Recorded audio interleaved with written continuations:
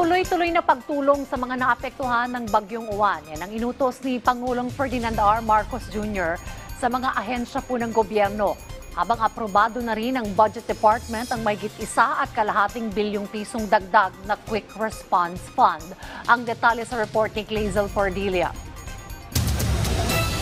Mga kalsadang nagmistulang ilog, daan-daang bahay na nasira, mga posteng natumba at mga bangkay na na-recover matapos ang matinding pagbaha. Yan ang pinsalang iniwan ng Super Bagyong Uwan na itinuturing na isa sa pinakamalaking bagyong humagupit sa bansa. Agad na nagpatawag ng situation briefing si Pangulong Ferdinand R. Marcos Jr. at ang direktiba ng Presidente.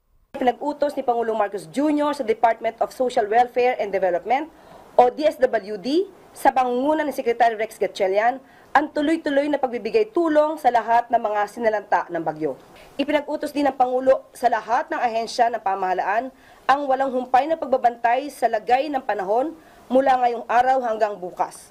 Pinasimula na rin ni Pangulong Marcos ang rehabilitasyon ng mga kalsada para agad na makapaghatid ng tulong. Inatasan niya ang Health Department na mag-deploy ng mga medical team at mamahagi ng gamot sa mga biktima ng kalamidad. Alinsunod kay Pangulong Marcos, inaprobahan ng Department of Budget and Management ang 1.684 billion pesos na karagdagang Quick Response Fund para sa Department of Agriculture, Department of Social Welfare and Development at Philippine Coast Guard. Pwede na po siyang i-release pag na-approve po. Ibig sabihin, ito po ay dumaan sa pag-aaral at kailangan i-release lalo pa sa mabilisang pagtulong sa ating mga kababayan.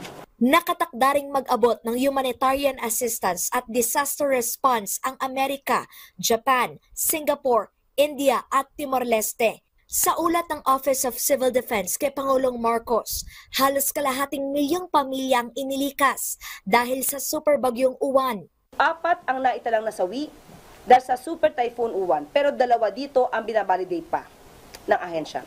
Wala namang naitalang missing persons, pero nilinaw ng OCD na nagpapatuloy pa rin ang rescue operations sa Pangasinan. Una nang idineklara ni Pangulong Ferdinand R. Marcos Jr. ang State of National Calamity, bunsod ang matinding pinsalang idinulot ng Bagyong Tino sa ilang rehiyon.